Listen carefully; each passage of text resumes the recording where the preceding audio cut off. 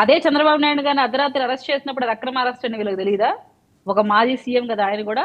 So అటువంటివి చేయొచ్చు. కన్ను మిన్ను గానరాక నాగార్జున యాదవ్ అనే వ్యక్తి ఒక పోస్ట్ మీరు చెక్ చేస్తే ఇంత దారుణానికి ఒడిపడుతున్నాడు ఎందుకు అనేది ఆశ్చర్యం వేస్తుంది. డిబేట్స్ లో మాట్లాడేది ఒక అయితే, రాతపూర్వకంగా రాసే పోస్టులు అయితే మరీ దారుణంగా ఉంటాయి. అంటే అవాస్తవాలని ప్రజలకి అందంగా తన రాతలతో చేతలతో చేసి చూపిస్తాడు అతను.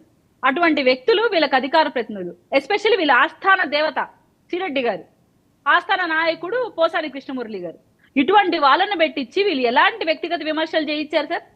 ఈ రోజు ప్రజలు కోరుకుంటున్నారు ఇవి అక్రమ అరెస్టులు కాదు. ఇటువంటి చేస్తే నెక్స్ట్ అయినా క్రమశిక్షణ వస్తుంది. ఎందుకంటే వీళ్ళ పార్టీ వీళ్ళ క్రమశిక్షణ నేర్పించట్లేదు కాబట్టి మేమన్నా నేర్పించే ప్రయత్నం చేయాలి కదా. ఒక సీఎం ని, డిప్యూటీ సీఎం ని, హోమ్ మినిస్టర్లని ఇష్టం వచ్చినట్టు మీరు బూతులు మాట్లాడుతూ మీ అధికార ప్రతినిధులు ఇక్కడ వచ్చి కూర్చొని వ్యక్తిగతంగా మమ్మల్ని ఎంత దిగజారేలాగా మాట్లాడతారు. ఎలక్షన్ కి ముందు ఈ 2 చోట్ల ఓడిపోయిన మీరేనమ్మా మాట్లాడేది.